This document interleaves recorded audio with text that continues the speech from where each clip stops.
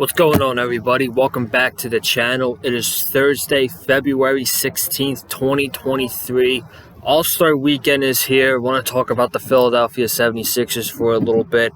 They are entering this All-Star break pretty hot, for being honest. They're on a 4-game winning streak. They just came off a massive win last night against the Cleveland Cavaliers. They only won by 6 points, but they were absolutely dominant the entire game. We're going to talk about this 4-game winning streak that they've been on ever since that miserable outing last Wednesday against the Boston Celtics. This past Monday, they did sign Dewayne Dedmon from the Miami Heat. Dewayne Dedmon, I believe it's like a pay cut, so he was cut, and the Philadelphia 76ers decided to pick him up. So the Philadelphia 76ers, they did get their backup center. It's not the answer everybody wants, but he's here for the rest of the year, and we're going to talk about it. But I appreciate you guys. I think Thursdays are going to be the permanent day for the channel to talk about the 76ers. Obviously, we've got the All-Star break coming up this weekend, but the Sixers, they're going to pick it up next Thursday. They got 3 tough games at home to round out the month of February. They got the Memphis Grizzlies. Celtics is a primetime game Saturday night, ABC. I will be watching that one because I'm actually going to see Ring of Honor at Universal Studios. That's next Saturday. And then that Monday they play the Miami Heat, and those are all home games. And in my opinion, the Sixers are a completely different team when they're at home compared to on the road. So if they could get home field for the second round, which I'll talk about more in the coming weeks, because as we get closer and closer to the playoffs, the 76ers, they need to get past the second round this year, or I think changes are going to be made, because that's where they struggle in the past. It's the second round of the playoffs, and if they cannot get past the second round like they couldn't last year, and the year after that with the Atlanta Hawks, and the year after that in the bubble, then I think this organization is going to make changes come the offseason, and you might be seeing players requesting out. Maybe Joel Embiid wants out of Philly because he realizes, I can't waste the prime of my career to get eliminated in the second round of the playoffs. But we're going to dive into it later on. Today we got some other stuff to talk about. But if you haven't already, go check out my reaction live stream to the NBA trade deadline last week and the 76ers did trade for Jalen McDaniels. I do like he's playing solid. I haven't seen the full expansion of him, but when he played against the Rockets, he got 8 points, 5 rebounds, and 3 assists in 27 minutes of play. And then last night against the Cavaliers, he got 4 points and 4 rebounds in 12 minutes. So he got much more playing time Monday night against the Houston Rockets than he did last night against the Cleveland Cavaliers. So go ahead and check out that video. And without further ado, I'm not going to keep you long. Let's get into this. We kind of touched on it earlier, but I'm just going to get out of the way now. The first subject topic that we're going to talk about is the Sixers and signing Dewayne Dedmon to a 1-year deal. So Dewayne Dedmon, the Sixers are looking for a backup center.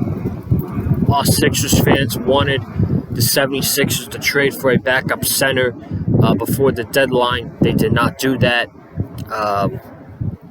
Instead, they opted to sign Dewayne Dedmon Monday after he was cut by the Miami Heat. And now the Sixers have Joel Embiid as their star center. And they also have Dewayne Dedmon, Paul Reed, and Montrezl Harrell. Montrezl Harrell, I'm just not a fan of. I'm sorry. He's had some great games for the Sixers. He's had some absolutely duds too. And I'm more on the side that I'm not really too high on Montrezl Harrell. In my opinion, if there's really nothing much to talk about with this because he's only going to be here for 1 year. And how much different are the Sixers going to be with Dewayne Dedmon? I don't really think it's going to matter. Obviously he didn't play Monday. Did he play last night? Because I was watching AEW last night. He did not play last night either, but I don't really think things are going to change for the Sixers. I don't think Dewayne Dedmon makes an impact at all. I don't even think Jalen McDaniels makes an impact at all, but I do like the way I think he's playing okay for the first couple games that I've seen Jalen McDaniels, but I don't really think that Dewayne Dedmon makes an impact at all, and I think that it would be, obviously, I'd rather roll with Paul Reed than I would with Dewayne Dedmon as the backup center for the Philadelphia 76ers. But again, there's really nothing much to talk about with that because Dewayne Dedmon doesn't add any value to the Philadelphia 76ers compared to when he wasn't on the team and he was on the Miami Heat. It just give us more depth at center now? Yeah, because we got Joel Embiid, obviously, Dewayne Dedmon, Paul Reed, and Montrezl Harrell. But I don't really think it matters. I don't really think that Dewayne Dedmon makes a strong impact for the Philadelphia 76ers like an Andre Drummond would for a backup center, or a Mike Muscala who's on the Boston Celtics and he's playing well right now. So yeah, that's what my thoughts on Dewayne Dedmon is. I really don't have much thoughts on that.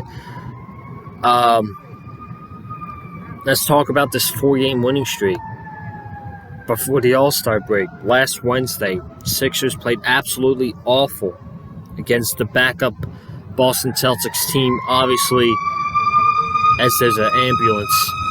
Of course, I just had to wait for that to go by. I apologize. But last week they lost to a Boston Celtics team who Jaylen Brown got hurt in the second quarter, and Jason Tatum only had 12 points, and they still lost. They still lost to the Boston Celtics, and that game was absolutely disgusting as a Sixers fan. That game was awful. Since then, the Sixers have beaten the New York Knicks. They beat the shitty-ass Brooklyn Nets. They beat the Houston Rockets. They dominated that game, as they should have. And last night, they dominated a really good Cleveland Cavaliers team. And I think they proved the doubters wrong, because the Sixers were underdog going into that game last night against the Cleveland Cavaliers. They were 1.5-point underdogs in the sportsbooks. They were an underdog last night. And the Sixers, they got out to a 31-10 lead in the first quarter. They dominated that entire game.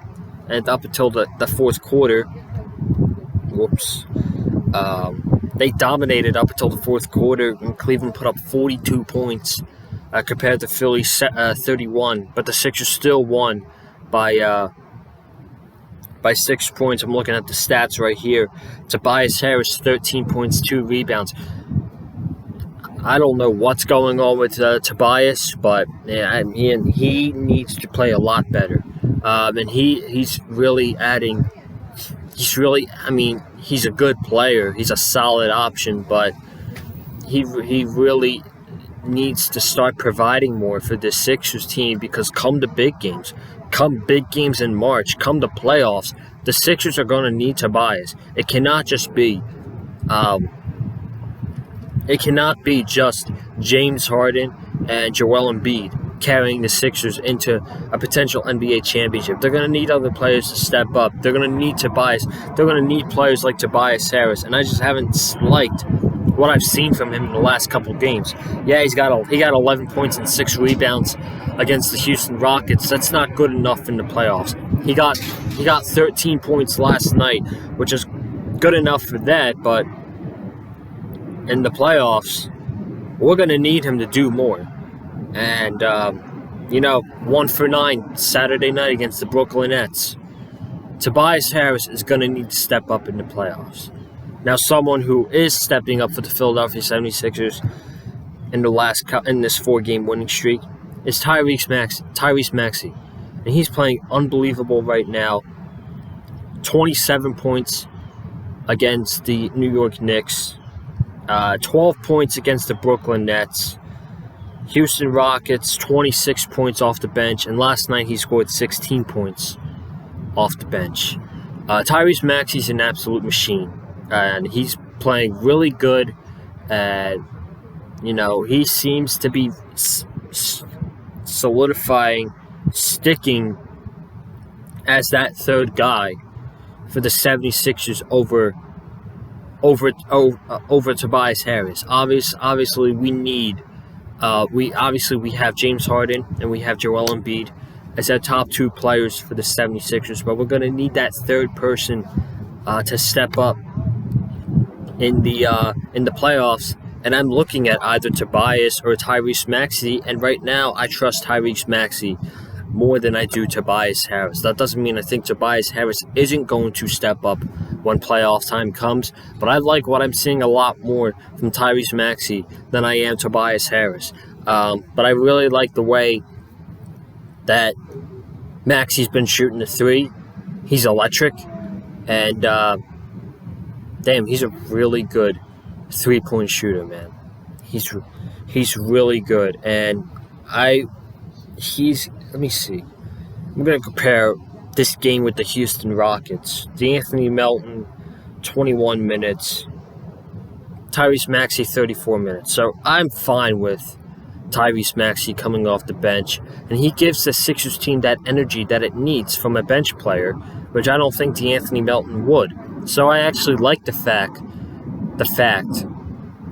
that Tyrese Maxey is coming off the bench for the Sixers.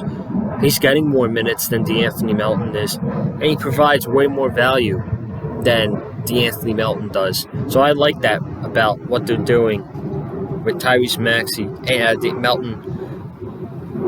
He played a good game last night. Obviously, I think Doc Rivers, if you listen to his press conferences, Doc Rivers loves De'Anthony Melton. So I don't think they're going to stop giving him opportunities. He played good last night. 34 minutes of playing time, 17 points, 2 rebounds, and 4 assists. You compare that to Tyrese Maxey. He had 16 points, 2 rebounds, 2 assists in 27 minutes. So last night, Melton got more playing time. I mean, Melton had 17, Maxey had 16. There's really not much of a difference, but De'Anthony Melton played a better game. I do like what I'm seeing. Sorry, something on my camera that's bothering me. But I do like what I'm seeing from both of those guys right now.